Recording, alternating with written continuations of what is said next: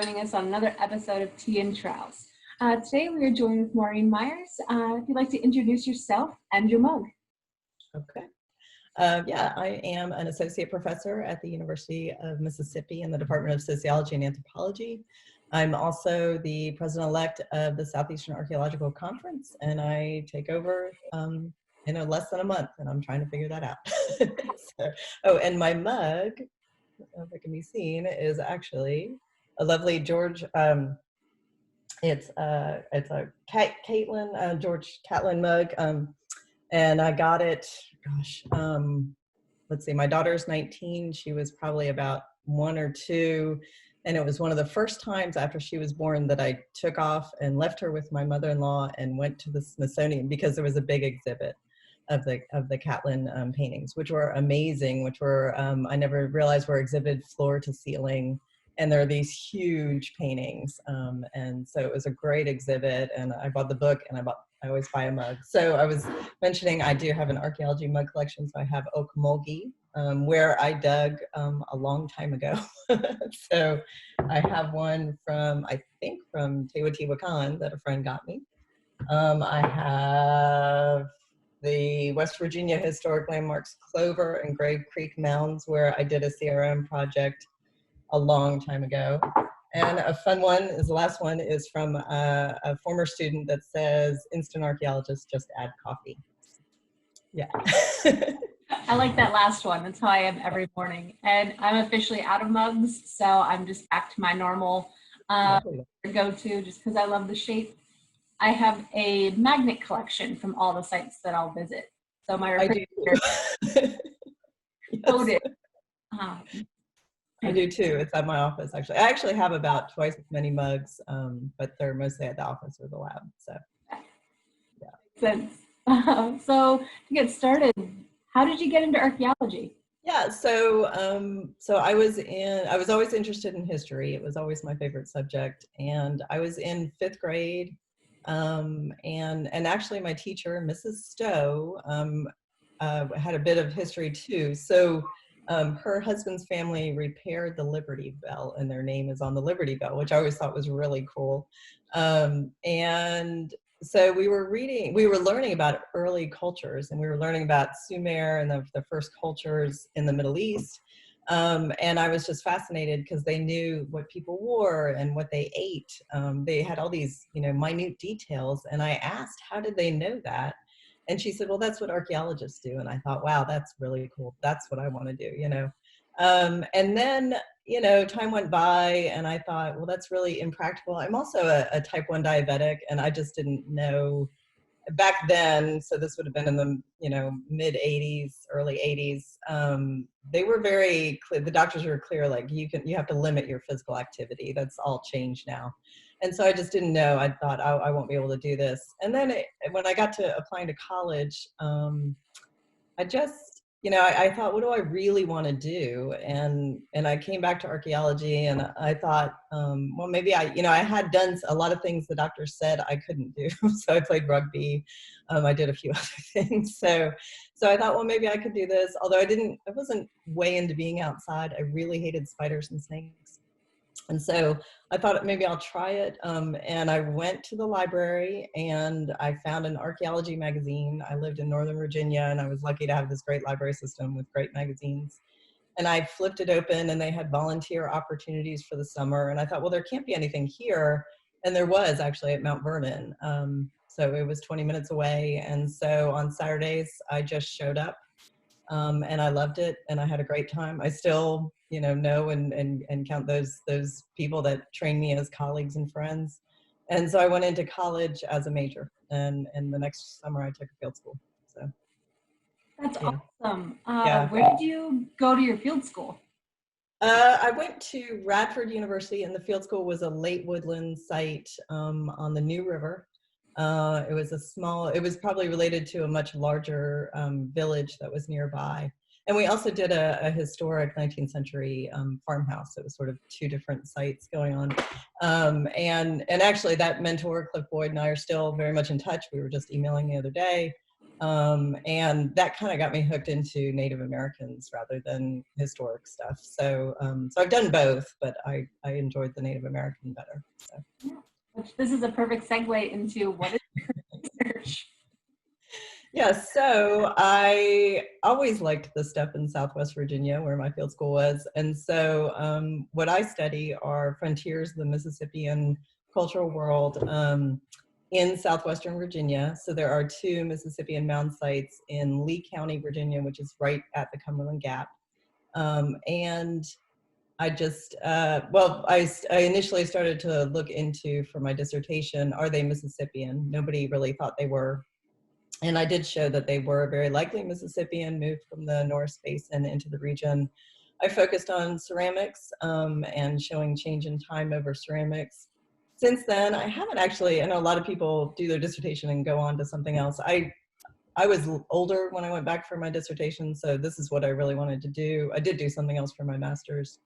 And so there's a whole bunch of shell bead production at the site, and I got really interested in that after the dissertation. And then that sort of morphed into looking at, well, why are they making shell beads? And I've now found evidence of fabric production, of spinning, weaving, and dyeing of fabrics in this area, in this one house at the site. And that sort of morphed into looking at how women are economic producers in households. So I'm now working on a book and an article looking at what I call the economy of production, of space, of labor, and the reuse of materials. So that's where I'm at now, but I also have done a lot of research on the Westo, which are a 17th century group that were in South Carolina, but they stopped in Virginia first. I've also done a fair amount of work on sexual harassment and field safety. So I oversaw a sexual harassment survey for Southeastern Archaeology. We published that work, and more recently I've been involved in Advances in Archaeological Practice has an issue on field safety.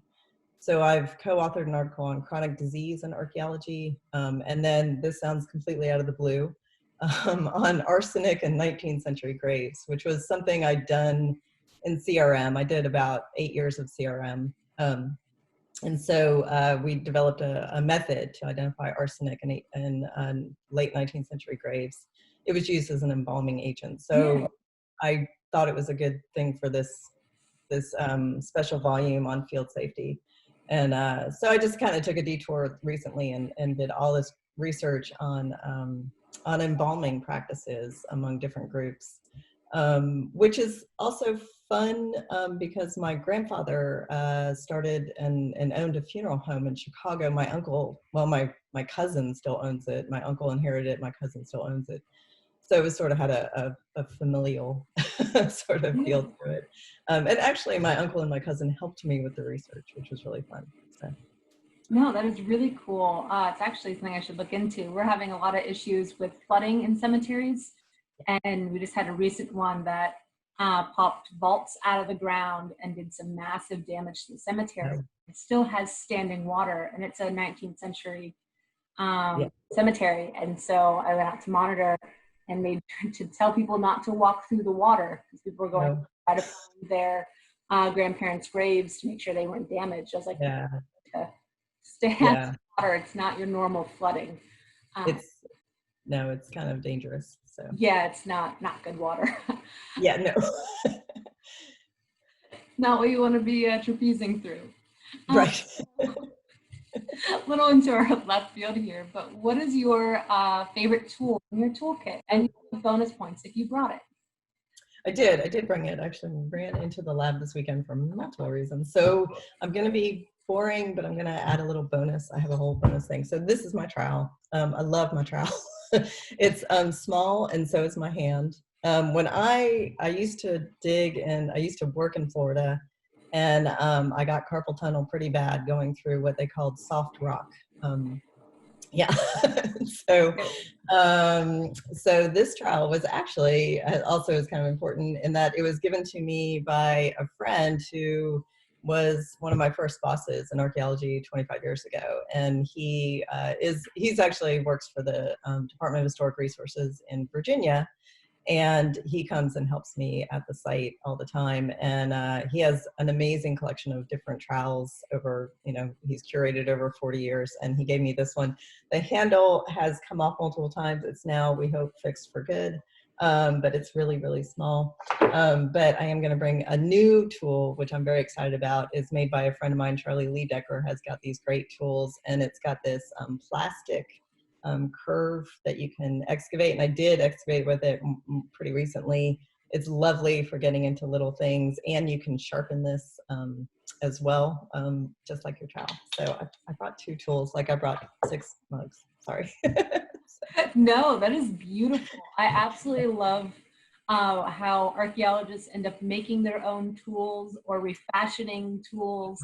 It is something very unique to our field. Yeah. I do have my share of like sharpened spoons. I have a whole bunch of spoons and dental picks, and yeah. Yep. So, yeah. I have a whole bunch of old recycled dental picks from when long time ago, a family friend had broken dental tools, and I was just like, oh, "Are you using those?" And he was just like, "No." He's like, "They're sterile," and I was like, "Can I have them?" Actually, I asked my dentist, and he gave me, they can only use them for so long, and they throw them away, and so he gave a bunch to me. So yep, that's exactly how I got a hold of mine. Yeah. So keeping with us, like going on with our field stories, what is your best, worst field story? So those moments that you can now look back on and laugh about, but in the field were probably a little dicey. Right. Yeah, I was, this is an interesting question. And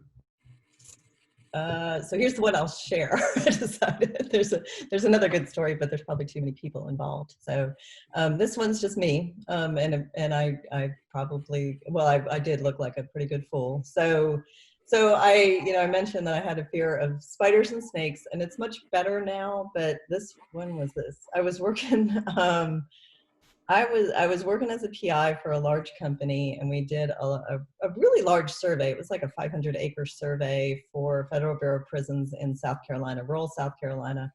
And it was a big crew. It was like a 20-person crew, and I was in charge. And so we got up that morning. It was an odd project for many reasons, but we got up that morning. We went to the site. It was a beautiful day. It was like April or May.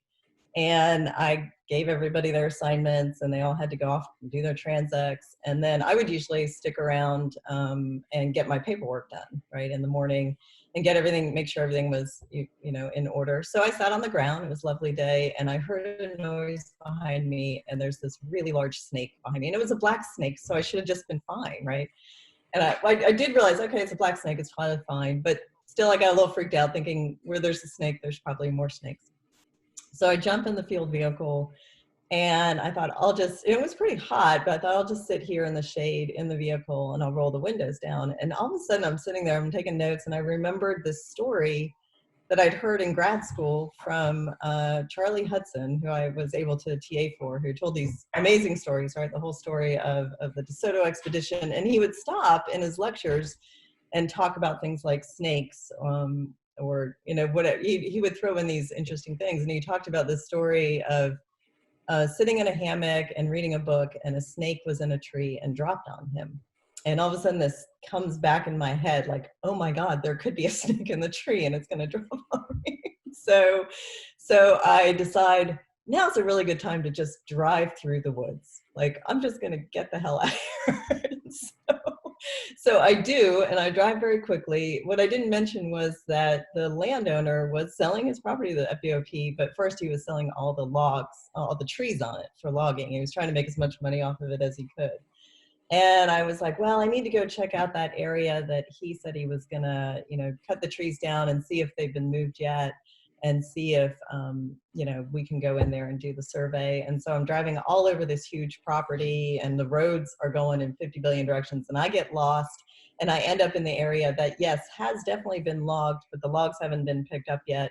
And I'm still driving fast because I'm still freaked out about the snake. And I drive into the logs, and one gets jammed up under the car, right under the truck, and I'm stuck. And I'm thinking, yeah, if there's any place that snakes are, it's probably here.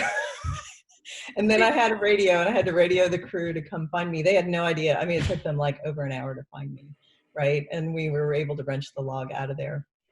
And they were like, how did this happen? And I'm like, yeah, I don't know. So it was pretty stupid. So I guess the moral is don't panic in the field, but I did. So yeah. No, yeah. I would have as well. I have that idea of like something is gonna be Yeah. like worse. I would do the same thing, but think I'd somehow brought the snake into my car with me or something like that. Yes. Well, yes. I've had that fear too. Yeah. Yeah, I'm getting better. So, but yeah, I'm still glad when the snakes aren't right next to me. So. Yes. So our last question is our big one, and it is how do you think that archaeology can help save the world? That is a big question. Actually, I ran it by my children, and one of them's giggling in the background now. So the 19-year-old said, well, archaeology's job isn't to save the world, it's just to record the past. And I was like, oh, okay. The 9-year-old had a much better. He said, well, maybe you could go out and dig and find a cure to the coronavirus, and that's how you'll save the world. And I thought, yeah, I better get busy. But yeah, so I think it is, and it's, you know, probably, I know others have probably said this too, it is giving voice to the voiceless.